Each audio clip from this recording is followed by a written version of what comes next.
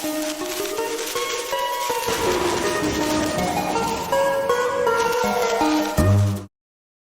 everyone, it's Dash. How you doing?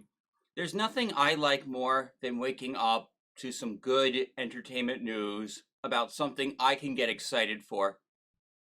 I'm in no ways a Snyder cultist, as I don't obsessively tweet about restoring the Snyderverse. I think Zack Snyder's Justice League was fine, a fine conclusion.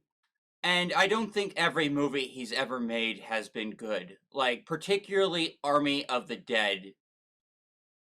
However, him and Netflix seem to have a lot of hope riding on this Rebel Moon movie coming out at the end of the year. And they're already talking about big plans. There's talks of an anime possibly, and now we're getting word that there might even be a video game, and not just like a small like $30 mobile. It's going to be a full-length next-gen video game RPG. I'm going to read this article right here from Forbes, but before I do, please be sure to hit that like and subscribe button and ring the bell for notifications. YouTube loves that engagement, and we just passed 500 subscribers. Now, thank you all so much for that. Anyways, to the article.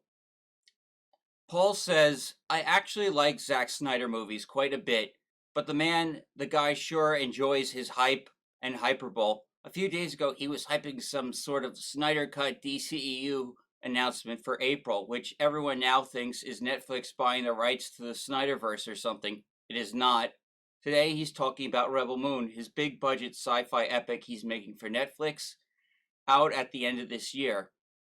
In an interview with Nerd Queen's podcast, Viva VGC, Snyder revealed that Rebel Moon is not just a huge movie, but an animated series and a full-on video game are planned as well. And while Netflix does indeed have a gaming arm, those are usually smaller mobile-focused games, and that's not what Snyder says he's talking about. The one thing that I am having a really good time with, and I don't really know if I'm supposed to talk about it, is this RPG that we're doing that is just literally insane and so immersive and so intense and so huge. There's more coming, but all I'll say is that it was a pinch to me because I've always wanted to do an RPG. Like, well, we could do it at this scale, or we could do it at ridiculous scale. And I was like, ridiculous scale. It is clearly the scale that should be doing it. That sounds like something Snyder would say. He's always... That just sounds so him. Snyder does acknowledge that a ridiculous scale RPG would take so much time, and there are no further details about it. Not which studio might be making it, no timeline on it, but it's happening apparently, and this is all well before whether or not Rebel Moon will be good or successful. I know all the Snyder fans want that to be true, but it's far from a guarantee. True, it could suck. When you hear the term ridiculous scale RPG, only a few examples really come to mind. Bethesda RPGs, Elder Scrolls, Fallout, and now Starfield, or something like Elden Ring. All huge games in scope made by talented teams over a period of many years. If Snyder really is doing this, I hope he's got one hell of a studio to get this done, but we have no indication of who is even free to make something allegedly this big.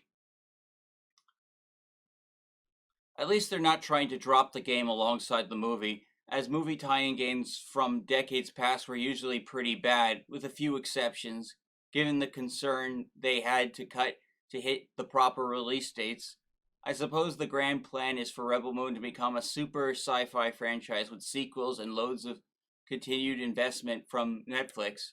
It's been compared to Snyder's attempt to make his own Star Wars. Again, I'm not sure if it's safe to put this much pressure on this thing. I will say all the emotional stuff from Rebel Moon looks cool, and it's one hell of a fantastic cast. And I do like most Zack Snyder movies, though, mostly his non-DC stuff. I'm the rare person who even likes Sucker Punch.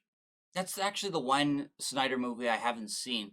But if Rebel Moon hits like that movie, all these ambitions are probably in trouble. I guess we have to see what happens. Yeah, that's probably why I didn't see it. I hear that movie is very mid.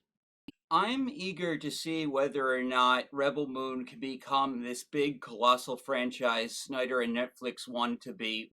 Especially with all these news of Shazam bombing and Mandalorian underperforming. It's going to be very interesting to see, for sure. Anyways, thank you all for watching. Please tell me what you think in the comments, and I'll see you next time.